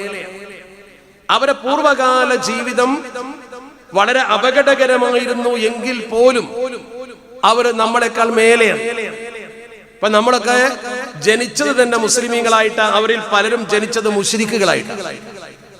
മുശ്രിക്കുകളായി ജനിച്ചിട്ട് നബിത്തങ്ങളെ കണ്ട് പഠിച്ച് ഇസ്ലാമിലേക്ക് വന്ന ആൾക്കാരാണ് അവര്. വഹ്ശി റളിയല്ലാഹു തആല, ഹംസ റളിയല്ലാഹു തആലയുടെ ഘാതകനാണ്. പക്ഷെ നമ്മളങ്ങനെ പറയാൻ പാടില്ല. എന്തുകൊണ്ട്? ആ പേര് കേൾക്കുമ്പോൾ റളിയല്ലാഹു അൻഹു എന്ന് പറയണം. ഹംസ റളിയല്ലാഹു തആലയെ കൊന്ന ആളെ നമ്മൾ എന്തുകൊണ്ട് ആദരിക്കുന്നു? സ്വഹാബിയായതുകൊണ്ട്. സ്വഹാബിക്കൊരു മഹത്വമുണ്ട്, അങ്ങോട്ട് പിന്നെ ആരും എത്തൂല. പിന്നൊന്ന് ശുഹദാക്കള, രക്തസാക്ഷികൾ, അവർ നമ്മളെക്കാൾ എത്രയോ മേലല്ലേ. എല്ലാവരും അല്ലാഹുവിൽ തുല്യരാണെന്ന് പറഞ്ഞുകൊണ്ട് എല്ലാത്തിനും ഒരു മാനദണ്ഡം കൽപ്പിക്കരുത്. 4-മത്തേത് പരിശുദ്ധ ഖുർആൻ പറഞ്ഞത് അല്ലാഹുവിന്റെ സ്വാലിഹീങ്ങളായ അടിമകൾ, അവരാണ് ഈ കിടക്കുന്ന ആളുകൾ. മനസ്സിലെപ്പോഴും അല്ലാഹുവിനെ മാത്രം പതിഷ്ഠിച്ചുകൊണ്ട് ജീവിക്കുന്ന ആളുകൾ, ഭൗതികതയിൽ നിന്നും വിരക്തരായി ആത്മീയതയിലേക്ക് വന്ന ആളുകൾ. അവരുടെ സവിശേഷത പോലും തസൂഫിന്റെ കിതാബിൽ പറഞ്ഞിട്ടുണ്ട്. അവരുടെ ഏറ്റവും വലിയ പ്രത്യേകത, അവർ ഒരു കൈയിൽ പരിശുദ്ധ ഖുർആനും മറുകൈയിൽ തിരുസുന്നത്തും മുറുകെ പിടിക്കും. ഹുവല്ലദീ യഖുദു കിതാബല്ലാഹി ബിയമീനിഹി വസുന്നത റസൂലിഹി ബിശിമാലിഹി. ഒരു കൈയിൽ അല്ലാഹുവിന്റെ പരിശുദ്ധ ഖുർആനും മറുകൈയിൽ തിരുസുന്നത്തും എന്ന് പറഞ്ഞാൽ ഖുർആനും സുന്നത്തും അനുസരിച്ച് ശരിക്കും ജീവിക്കുന്നതിന്റെ അർത്ഥം. വയൻദുറു ബിഇഹ്ദാ ഐനൈഹി ഇലൽ ജന്നതി വബിൽ ഉഖ്റാ ഇലൻ നാർ. ഒരു കണ്ണുകൊണ്ട് നരകത്തെയും ഒരു കണ്ണുകൊണ്ട് സ്വർഗത്തെയും കണ്ടുകൊണ്ട് എന്ന് പറഞ്ഞാൽ ഖൗഫ് റജാഇനിടയിൽ അല്ലാഹു എന്ന ശക്തിയെ ഭയപ്പെട്ടുകൊണ്ട് ജീവിച്ച പൗരന്മാരാണ് അവര്. അവരും നമ്മൾ ഒരുപോലല്ല. ഇത് അന്ധവിശ്വാസമല്ല, അനാചാരമല്ല, ഇത് അമിതത്വമല്ല. അങ്ങനെയാണ് നമ്മൾ മനസ്സിലാക്കേണ്ടത്. അവര് തങ്ങളുടെ ആത്മീയത കെട്ടിപ്പടുത്തത് ബനൂ സിയറഹും എന്ന് പറഞ്ഞുകൊണ്ട് തസൗഫിന്റെ കിതാബിൽ പറയുന്നുണ്ട്. 3 ഘട്ടങ്ങളിലൂടെയാണ്. 3 ഘട്ടങ്ങളിലൂടെയാണ് അവരിത് പ്രാപിച്ചത്. എങ്ങനെ?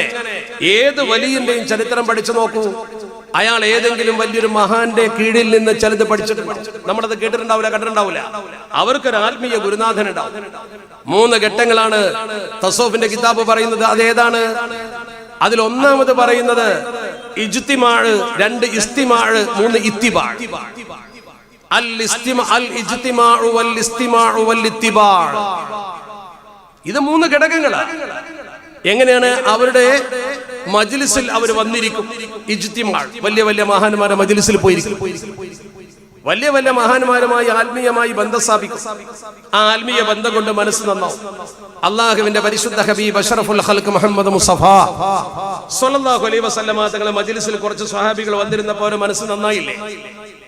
അവരുടെ മനസ്സിന് മാറ്റം വന്നില്ലേ? അവരുടെ പ്രൗഢി കൂടിയില്ലേ? വെറുതെ ഇങ്ങനെ നബി തങ്ങളുടെ മജ്ലിസിൽ വെറുതെ പോയിരുന്നാലും മതി, ഒന്നും പഠിച്ചില്ലേ? ചില സംഗതി അങ്ങനെ ഉണ്ട്. ഖുർആനിലേക്ക് വെറുതെ ഇങ്ങനെ നോക്കിയാൽ മതി, കൂടിയിട്ട് ഒന്നും ചെയ്യണം, ഓതാൻ പോലും അറിയണ്ട.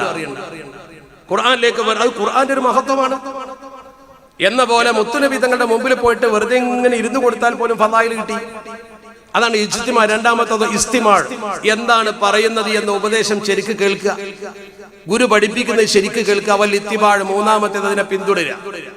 മജ്ലിസിൽ ഹാജരായി ഉപദേശം കേട്ട് പിന്തുടർന്നവർ വബിദാലിക യഹ്സുലുൽ ഇന്തിഫാ. നാലാമത്തേത് അവിടെ കിട്ടും ഇന്തിഫാ. ആ ഇന്തിഫാ ആണ് അവർക്ക് ഉയർന്ന പദവി പടച്ച റബ്ബ് കൊടുക്കുന്ന പ്രയോജനം. അങ്ങനെയാണ് ദീന് വളർന്നത്. അതാ മനസ്സിലാക്കേണ്ടത്. അങ്ങനെയാണ് നമ്മൾ ചിന്തിക്കേണ്ടതും. അങ്ങനെയാണ് അവരെ കുറിച്ച്. അല്ലാതെ നമ്മൾ അവർക്ക് അമിതത്വമോ ദിവ്യത്വമോ കൽപ്പിച്ച് അന്ധവിശ്വാസികളായി അവിടെ പോയി പൂവിട്ട് പൂജിക്കല്ല. ഒരനാചാരവും മക്കബറിൽ പോയി ചെയ്യാൻ പാടില്ല. ഇസ്ലാമിക വിരുദ്ധ പ്രവർത്തനങ്ങൾക്ക് അത് കേന്ദ്രമാക്കാൻ പാടില്ല. സിയാറത്തിന് വരുമ്പോഴും ഇസ്ലാമിന്റെ അച്ചടക്കം പാലിച്ചുകൊണ്ട് തന്നെ ചെയ്യണം. ഉറൂസിന് കൂടുമ്പോഴും അങ്ങനെ തന്നെ ചെയ്യണം. നമ്മൾ ഈ അലങ്കാരങ്ങളൊക്കെ ഉണ്ടാക്കിയിട്ടുള്ളത് ആ മഹാനെ ബഹുമാനിച്ചുകൊണ്ടും ആദരിച്ചുകൊണ്ടുമാണ്. ചിലപ്പോ തോന്നും അത് ഇസ്രാഫ് അല്ലേ എന്ന് തോന്നും പലർക്കും. ഇസ്രാഫ് എന്ന് പറഞ്ഞാൽ മഹാന്മാര് പഠിപ്പിച്ചു ലാ സറഫ ഫിൽ ഖൈർ വലാ ഖൈറ ഫി സറഫ്. അങ്ങനെയാണ്. ലാ ഖൈറ ഫി സറഫ്. ഇസ്രാഫിൽ ഒരു ഖൈറും ഇല്ല. അമിതമായി ചെലവഴിച്ചാൽ ഒരു ഖൈറും കിട്ടൂല. പക്ഷേ വലാ സറഫ ഫിൽ ഖൈർ. ഖൈറായ കാര്യത്തിന് നിങ്ങൾ കുറച്ച് ചെലവാക്കിയാലും അത് ഇസ്രാഫ് അല്ല. രണ്ടും കൂട്ടി വായിക്കണം. ഒരു മഹാനെ ആദരിക്കാൻ വേണ്ടി നമ്മൾ കുറച്ചൊക്കെ സൗകര്യങ്ങളൊക്കെ ചെയ്തു. വലാ സറഫ ഫിൽ ഖൈരി. ഖൈറിൽ ഇസ്രാഫില്ല. ഖൈറിൽ ഇസ്രാഫില്ല. ഇക്റാമിൽ ഇസ്രാഫില്ല. ഒരു വലിയ മനുഷ്യനെ ബഹുമാനിക്കാൻ വേണ്ടി നമ്മൾ കുറച്ചൊക്കെ കൂടുതൽ സൗകര്യം ഏർപ്പെടുത്തി, കുഴപ്പമില്ല. ഞാൻ പറയുന്നത് അമിതമായി ദൂർത്ത് ചെയ്യാൻ പ്രോത്സാഹിപ്പിക്കലല്ല, ദുർവ്യാഖ്യാനം ചെയ്യണ്ട. എല്ലാത്തിനും ഒരു പരിധിയുണ്ട്, പരിമിതിയുണ്ട്. പക്ഷെ മഹാന്മാരെ ആദരിക്കുമ്പോൾ നമ്മൾ മനസ്സിലാക്കേണ്ട ഏറ്റവും പ്രധാനപ്പെട്ട കാര്യമാണ്, നന്മക്ക് വേണ്ടി നമ്മൾ അല്പം ചെലവാക്കിയാലും കുഴപ്പമില്ല. നമ്മൾ ചെലവാക്കുന്ന പണത്തെ കുറിച്ചൊക്കെ അല്ലാഹു ചോദിക്കും. പക്ഷെ ഇത് ഖൈറിന് ചെലവാക്കുമ്പോൾ അതിൽ വ്യത്യാസമുണ്ട്. അങ്ങനെ നമ്മൾ ചിന്തിക്കേണ്ടത്. നമ്മൾ ഓരോരുത്തരും ആ മഹാന്മാരെ കുറിച്ച് ഒന്ന് ചിന്തിച്ച് മനസ്സിലാക്കിയാൽ അവരുടെ ജീവിതം ചിട്ടപ്പെടുത്തിയത് എങ്ങനെ എന്ന് കൃത്യമായി മനസ്സിലാക്കാൻ കഴിയും. ഇന്ന ഹറകാതിഹിം വസകനാതിഹിം മുഖ്തസബത്തും മിൻ നൂരി മിഷ്കാത്തിൻ നുബുവ്വതി. ഒരു മഹാനായ അല്ലാഹുവിന്റെ വലിയന്റെ ഹറക്കത്തുകളും സകനത്തുകളും, അടക്കവും അനക്കവും, ഇന്ന ഹറകാതിഹിം വസകനാതിഹിം മുഖ്തസബത്തുൻ, അത് പിടിച്ചെടുക്കപ്പെട്ടിരിക്കുന്നു. എവിടുന്ന്? മിൻ നൂരി മിഷ്കാത്തിൻ നുബുവ്വതി, പ്രവാചകത്വത്തിന്റെ പ്രകാശഗോപുരത്തിൽ നിന്ന്. അള്ളാഹുവിന്റെ പരിശുദ്ധ ഹബീബിന്റെ പ്രകാശഗോപുരത്തിൽ നിന്ന് പിടിച്ചെടുക്കപ്പെട്ട ആത്മീയ ശക്തിയും കാന്തിയുമാണ് അവർക്കുള്ളത്. അതിലൂടെയാണ് അവർ സമൂഹത്തിൽ ജ്വലിച്ചു നിന്നത്. അതുകൊണ്ടാണ് ആളുകൾ അവരെ തേടി വന്നത്. അല്ലെങ്കിൽ ജീവിതകാലത്ത് അവരെ തേടി ആരും വരൂല. ഒരു ഉപകാരവും കിട്ടാതെ ഒരു മനുഷ്യനും അങ്ങനെ തേടി വരൂല. അങ്ങനെ തേടി വന്നിട്ടുണ്ടെങ്കിൽ അതിന്റെ കാരണം അവർ സമൂഹത്തിന് കൊടുത്ത ഏറ്റവും പ്രധാനപ്പെട്ട ഗുണകരമായ കാര്യങ്ങളാണ്. പിന്നെ നമുക്ക് പറയാനുള്ള ഒരു പൊതുവായ ധാരണ എന്ന് പറയുന്നത്, ഒരു മനുഷ്യൻ ജീവിതകാലത്ത് അങ്ങനെയൊക്കെ ചെയ്തു, നല്ല മനുഷ്യനായി ജീവിച്ചു, ഒക്കെ ശരിയാണ്. പക്ഷെ ആ മനുഷ്യൻ മരിച്ചു പോയാൽ പിന്നെ എന്ത് ഗുണമാണുള്ളത്? മരിച്ചാൽ അള്ളാഹുവിലേക്ക് റൂഹ് പോയി. പിന്നെ നമ്മൾ മരിച്ചൊരു മനുഷ്യനെ കുറിച്ച് ഇങ്ങനെയൊക്കെ പറഞ്ഞിട്ട് എന്ത് കാര്യം കിട്ടാനാ? മരിച്ചു കഴിഞ്ഞാൽ പിന്നെ അയാൾക്കൊന്നും നമുക്ക് ഇങ്ങോട്ട് ചെയ്തു തരാൻ കഴിയില്ല. മരിച്ചവരെന്നൊരു സഹായം നമുക്ക് ലഭിക്കുകയുമില്ല. മരിച്ചവർ ഈ ഭൂമണ്ഡലവുമായി പിന്നെ എങ്ങനെ ബന്ധപ്പെടാൻ? ഒരു സാധാരണ വിദ്യാർത്ഥിയോട്, ഒരു സാധാരണ പഠിതാവിനോട് ഇത് പറഞ്ഞാൽ യേശും എന്ന് ഉറപ്പാണ്. മരിച്ചുപോയൊരു മനുഷ്യൻ പിന്നെ ഇങ്ങോട്ട് എന്ത് പറയാനാ? മരിച്ചുപോയൊരു മനുഷ്യൻ പിന്നെ ഇങ്ങോട്ട് എന്ത് കിട്ടാനാ? ഒന്നും ഉണ്ടാവില്ലല്ലോ. പിന്നെ നമ്മൾ അത് സംബന്ധമായി മരണപ്പെട്ട ഒരാളെ കുറിച്ച് വല്ലതും പറഞ്ഞാൽ അത് കെട്ടുകഥകളാണ്, അത് വെറുതെ പെരുപ്പിച്ചുണ്ടാക്കുന്നതാണ് എന്നൊക്കെ പറഞ്ഞുകൊണ്ട് സമൂഹത്തിൽ പലതരത്തിലുള്ള പ്രചരണങ്ങൾ പലരും നടത്തും. അടിസ്ഥാനപരമായ കാര്യം പറയുന്നതുകൊണ്ട് ഒരു കുഴപ്പമില്ല. പക്ഷെ അന്ധവിശ്വാസം പറയരുത്, അനാചാരം പറയരുത്, ഇല്ലാത്ത കെട്ടുകഥകൾ വെറുതെ പറയേണ്ട കാര്യമില്ല. ആവശ്യമില്ലാത്ത കറാമത്തുകൾ പൊരിപ്പിച്ച് പറഞ്ഞുകൊണ്ട് ജനസമൂഹത്തിന്റെ മുമ്പിൽ അത് അവതരിപ്പിച്ചുകൊണ്ട് ജനങ്ങളെ തെറ്റിദ്ധരിപ്പിക്കേണ്ട ഒരു കാര്യവുമില്ല. ഉള്ളത് തന്നെ ധാരാളം പറയാനും ഉള്ളത് തന്നെ ധാരാളം പറയാറുണ്ട്. ആ ഉള്ള കാര്യം ഉള്ളതുപോലെ ഉദ്ധരിക്കുമ്പോൾ അത് ആര് പറഞ്ഞു, എങ്ങനെ പറഞ്ഞു എന്നൊക്കെ നമുക്ക് സമൂഹത്തോട് പറഞ്ഞു കൊടുക്കാൻ കഴിയും. ഞാൻ അതിലേക്ക് പോകുന്നില്ല. വിമർശനം എങ്ങനെയുമാകാം, വിമർശകർക്ക് വിമർശിക്കാം, നമ്മൾ അതിനൊന്നും എതിരല്ല.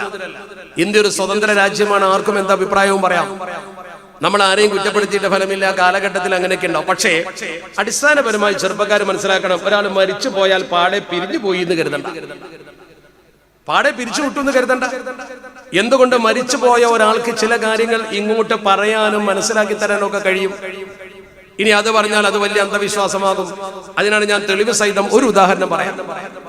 നിരവധി ഉദാഹരണങ്ങൾ ചരിത്രത്തിലുണ്ട്. എന്നാൽ ഒരു ഉദാഹരണം ഞാൻ പറയുന്ന ഉദാഹരണം വളരെ മനോഹരമായി തൊബറാനി ഉദ്ധരിച്ചതാണ്. അതുപോലെ തന്നെ ഹാക്കിം മുസ്തദ്റക്കിൽ ഉദ്ധരിച്ചതാണ്. ചരിത്രത്തിൽ മനോഹരമായി രേഖപ്പെടുത്തി വെച്ചതാണ്. ഈ സംഭവം നടക്കുന്നത് സാബിത്ത് ഇബ്നു ഖൈസ് റളിയല്ലാഹു തആല അൻഹുമായി ബന്ധപ്പെട്ടാണ്. സാബിത്ത് ഇബ്നു ഖൈസ് റളിയല്ലാഹു തആല അൻഹു പ്രവാചകനല്ല. പ്രവാചകന്മാർക്ക് ചില കഴിവുണ്ടെന്ന് ചിലർ പറയുന്നുണ്ട്. നമ്മൾ നേരത്തെ വിശ്വസിക്കുന്നുണ്ട്. ആ കഴിവുകൾ തെളിയിക്കപ്പെട്ടതാണ്. അള്ളാഹു ആ കഴിവ് അവർക്ക് കൊടുത്തിട്ടുണ്ട്, ശരിയാണ്. എന്നാൽ പ്രവാചകനല്ലാത്ത സാധാരണക്കാരനായ ഒരു സ്വഹാബി സാബിത്ത് ഇബ്നു ഖൈസ് റളിയല്ലാഹു തആല, അദ്ദേഹത്തിന്റെ സവിശേഷത അള്ളാഹുവിന്റെ പരിശുദ്ധ തിരുദൂതൻ അഷ്റഫുൽ ഖൽഖ് മുഹമ്മദ് മുസ്തഫ സ്വല്ലല്ലാഹു അലൈഹി വസല്ലമ തങ്ങൾ പ്രബോധനത്തിന്റെ എല്ലാ മേഖലകളിലും പ്രഗൽഭരെ അംഗീകാരം കൊടുത്തു നിർത്തിയിരുന്നു. അതിൽപ്പെട്ട ഒന്നാണ് ലേഖനങ്ങൾ എഴുതുന്നതിനും മറ്റുള്ളവർ കൊണ്ടുവരുന്ന കത്തുകൾ എഴുതുന്നതിനും ഖുർആൻ എഴുതുന്നതിനും ഒക്കെ ചുമതലപ്പെടുത്തിയ കാത്തിബുർ റസൂൽ സയ്യിദ് ഇബ്നു സാബിത്ത് റളിയല്ലാഹു തആല. കവിതകൾ ചൊല്ലിക്കൊണ്ട് സമൂഹത്തിന് ഇസ്ലാമിനെ ബോധ്യപ്പെടുത്തി കൊടുക്കുന്ന മനോഹരമായ കവിതയുടെ ഉടമ ഹസാൻ ഇബ്നു സാബിത്ത് റളിയല്ലാഹു തആല. ഇതിനൊക്കെ ഇസ്ലാമിലെ പ്രബോധനത്തിൽ വലിയ സ്ഥാനമുണ്ട്. എന്ന പോലെ പ്രസംഗത്തിന് പ്രബോധനത്തിൽ വലിയ സ്ഥാനമുണ്ട്. കാര്യങ്ങൾ ഇങ്ങനെ ബോധ്യപ്പെടുത്തി കൊടുക്കുക എന്ന് പറഞ്ഞാൽ അതിന് പറ്റിയ ഒരാളായിരുന്നു സാബിത്ത് ഇബ്നു ഖൈസ് റളിയല്ലാഹു തആല. ഈ സാബിത്ത് ഇബ്നു ഖൈസ് റളിയല്ലാഹു തആല ഉദ്ധരിക്കുന്ന ഒരു സംഭവം ചരിത്രത്തിൽ കാണാൻ കഴിയും. നോക്കൂ നിങ്ങൾ. യമാമ യുദ്ധത്തിൽ ബഹുമാനപ്പെട്ടവർ ധീരമായി പൊരുതി. അങ്ങനെ യമാമ യുദ്ധത്തിൽ അദ്ദേഹം ധൈര്യമായി. യമാമ യുദ്ധം വലിയ പ്രതിസന്ധിയുടെ യുദ്ധമായി.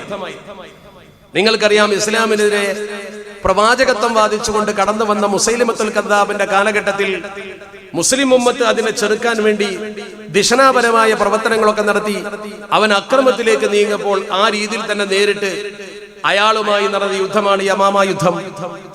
ആ യമാമ യുദ്ധത്തിൽ ധീരമായി പങ്കെടുത്ത വ്യക്തിയാണ് മുസൈലിമക്കെതിരെ സാബിത്ത് ഇബ്നു ഖൈസ്, സാലിം മൗല, അബീ ഹുദൈഫ തുടങ്ങിയ മഹത്തുക്കളൊക്കെ അവർ ഷഹീദായി.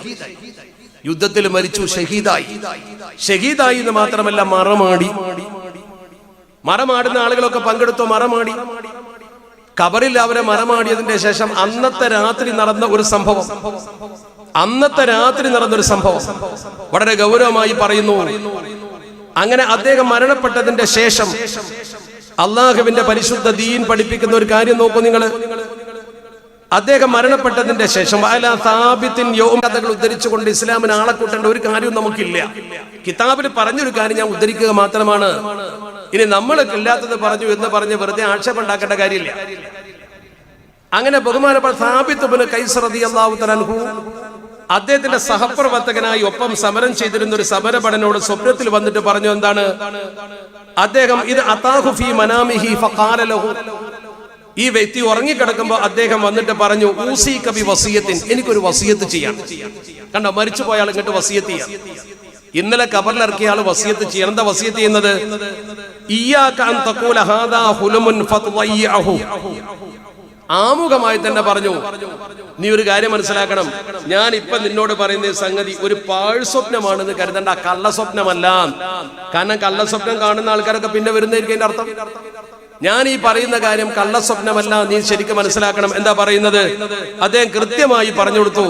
ഇന്നി ലമ്മാ ഖുതിൽതു മർറബി റജുലുൻ മിനൽ മുസ്ലിമീന ഫഅഖദ ദിർഈ. ഇന്നലെ ഞാൻ കൊല്ലപ്പെട്ടതിന്റെ ശേഷം എന്റെ പടയെങ്കി ഒരു മനുഷ്യൻ എടുത്തു കൊണ്ടുപോയി വെച്ചിട്ടുണ്ട്. ആ സംഭവം ശരിക്കും അങ്ങനെ പറഞ്ഞു കൊടുത്തു എന്ന് മാത്രമല്ല, വമൻസിലുഹു, അവന്റെ വീടുള്ളത് ഫി അഖ്സൻ നാസി, ജനങ്ങൾ താമസിക്കുന്നതിന്റെ അങ്ങേ അറ്റത്താണ്. വഇൻദ ഖിബാഇഹി ഫറസുൻ, അവന്റെ ഹൈമന്റെ അടുത്ത് ഒരു കുതിരയുണ്ട്. ആ കുതിര അതിന്റെ സമീപത്തുണ്ട്. അതിന്റെ പാത്രത്തിലാണ് വെച്ചിട്ടുള്ളത്.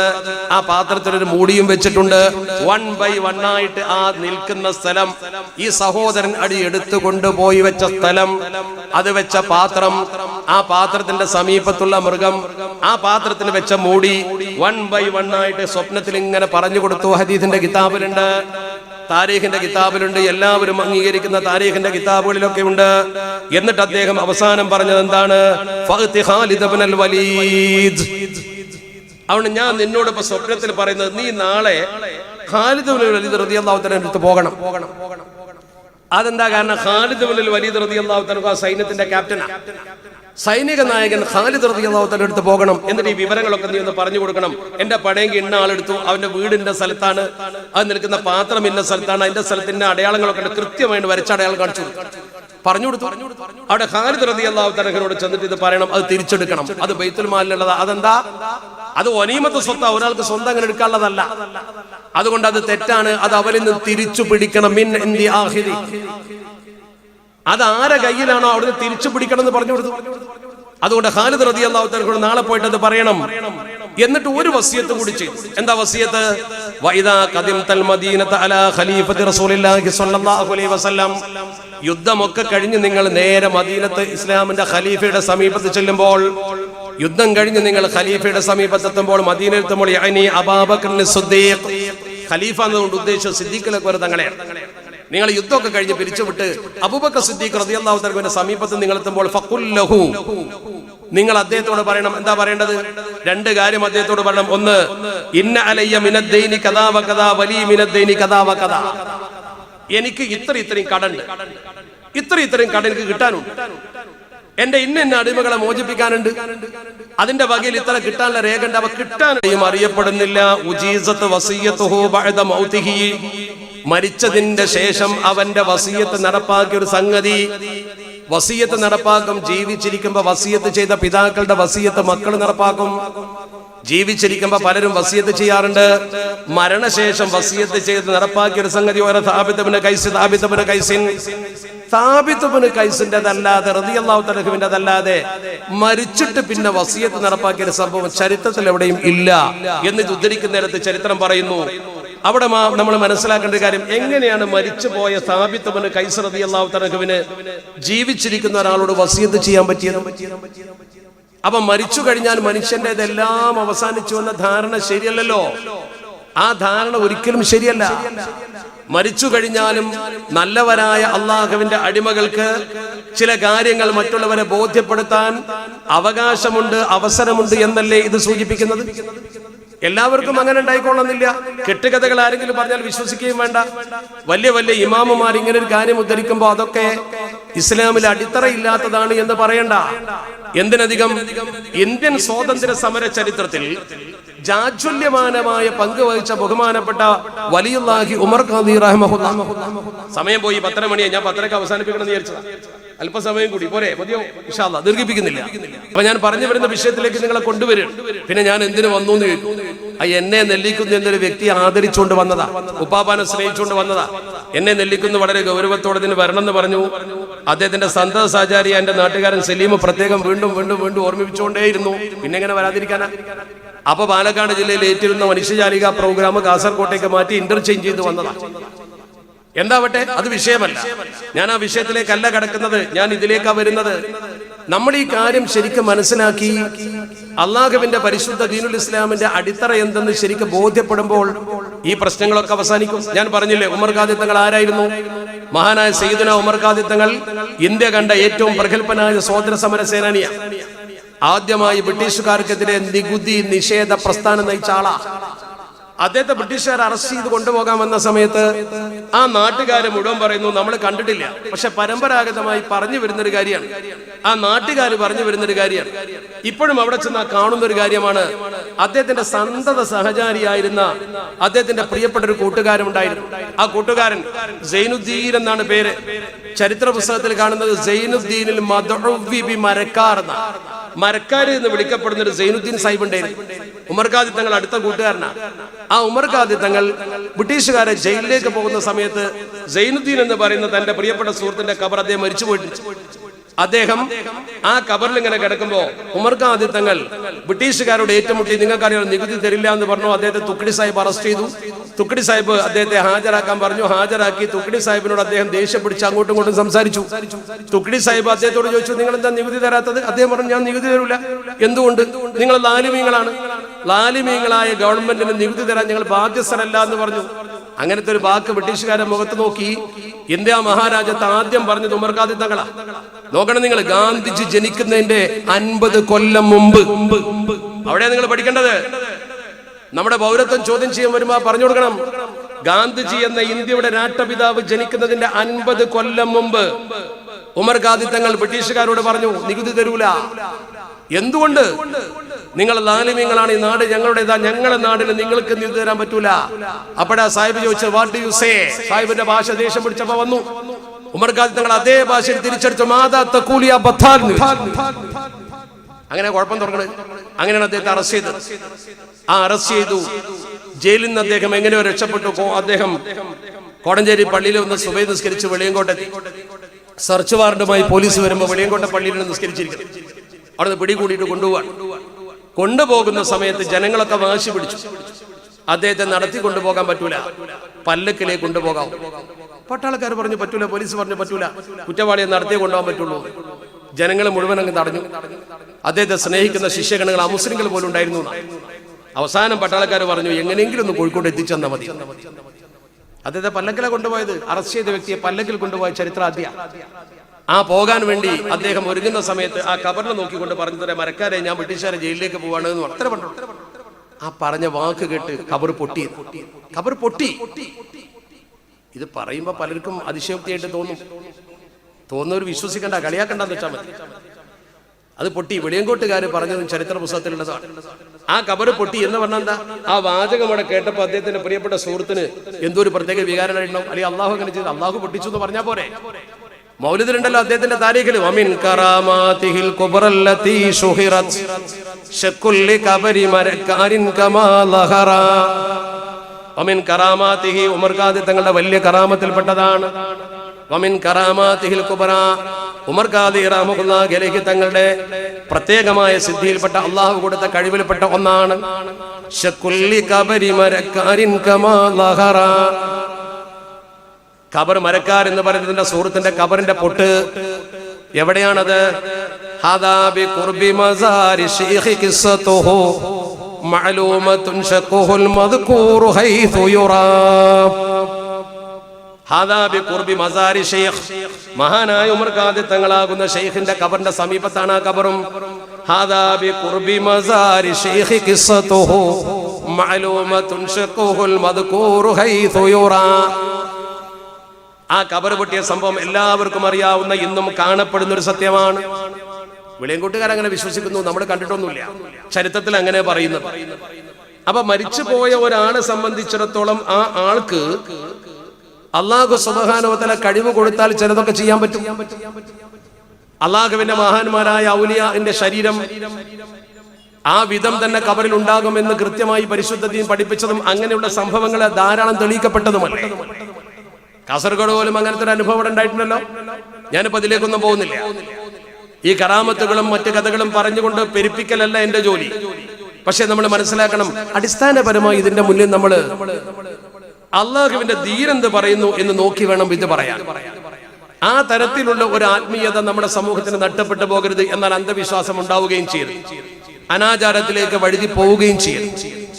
വിശ്വസിക്കേണ്ടത് അള്ളാഹു ഏകനാണെന്നാണെങ്കിൽ, ഉലൂഹിയത്തിന് അർഹൻ പടച്ചറബ് മാത്രമേ ഉള്ളൂവെങ്കിൽ, ഇബാദത്ത് പടച്ചറബിന് മാത്രമേ അർഹിക്കപ്പെടാൻ പാടുള്ളൂ എങ്കിൽ അതാണ് നമ്മൾ വിശ്വസിക്കുന്നത്. ബാക്കിയുള്ള ആരെയും നമ്മൾ ആരാധിക്കുന്നില്ല, ആദരിക്കുന്നേ ഉള്ളൂ. ആരാധനയും ആദരവും നമ്മൾ ശരിക്ക് വ്യതിരിക്തമാക്കി മനസ്സിലാക്കി സമൂഹത്തോട് പറഞ്ഞാൽ പ്രശ്നം തീരും. നല്ലവരുടെ കൂടെ നിൽക്കണമെന്ന് ദീനിന്റെ താല്പര്യമാണ്. അതുകൊണ്ടാണ് പരിശുദ്ധ ഖുർആൻ കൂനൂ മഅ സ്വാദിഖീൻ എന്ന് പറഞ്ഞത്. നല്ല മനുഷ്യന്മാരുണ്ട് ഇവിടെ. വല്ലദീ ജാഅ ബിസ്സിദ്ഖി വസദ്ദഖ ബിഹി ഉലൈക ഹുമുൽ മുത്തഖൂൻ. സത്യം കൊണ്ടുവരികയും സത്യത്തിന്റെ മേൽ നിലകൊള്ളുകയും ചെയ്തൊരു സമൂഹമുണ്ട് ഇവിടെ. ആ സമൂഹമാണ് അല്ലാഹുവിന്റെ മുത്തഖീങ്ങളായ അടിമകൾ. ആ മുത്തഖീങ്ങളായ അടിമകളുടെ കൂടെ നിങ്ങൾ നിന്നാൽ അള്ളാഹുവിന്റെ പരിശുദ്ധ ദീൻ പറഞ്ഞു നിങ്ങൾക്ക് ഗുണം കിട്ടും. നിങ്ങൾ അവരെ പോലെ ആകാൻ ശ്രമിക്കണം, അവരാകാൻ നിങ്ങൾ പരിശ്രമിക്കണം. ഒരു പക്ഷേ അവരുടെ അടുത്തേക്ക് നിങ്ങൾക്ക് എത്താൻ കഴിഞ്ഞു എന്ന് വരൂല, പക്ഷേ ആ ശ്രമത്തിന് കൂലിയുണ്ട്. ഫതശബ്ബഹു ഇല്ലം തകൂനു മിസ്ലഹും ഇന്നത്തശബ്ബുഹ ബിൽ കിറാമി ഫലാഹു. ഫതശബ്ബഹു നിങ്ങൾ നല്ല നല്ല മനുഷ്യന്മാരെ പോലെ ആകാനൊന്ന് ശ്രമിച്ചു. അള്ളാഹു ഇഷ്ടപ്പെട്ട മഹാന്മാരെ കൂടെ ഒന്ന് ചേരാൻ ശ്രമിച്ചു നോക്ക്. ഇല്ലം തകൂനു മിസ്ലഹും അവരെ പോലെ ആകാൻ ചിലപ്പോൾ നിങ്ങൾക്ക് കഴിഞ്ഞോളുന്നില്ല. അവരെ പോലെ ആകാൻ ഒരു പക്ഷേ നിങ്ങൾക്ക് പറ്റിയെന്ന് വരൂല. പക്ഷേ ഇന്നത്തശബ്ബുഹ ബിൽ കിറാമി ഫലാഹു. നല്ല മനുഷ്യന്മാരെ കൂടെ നിൽക്കുക എന്നുള്ളത് വിജയത്തിന്റെ ഒരു ലക്ഷണം. അത് വിജയത്തിന്റെ ഒരു പ്രത്യേകതയാണ്.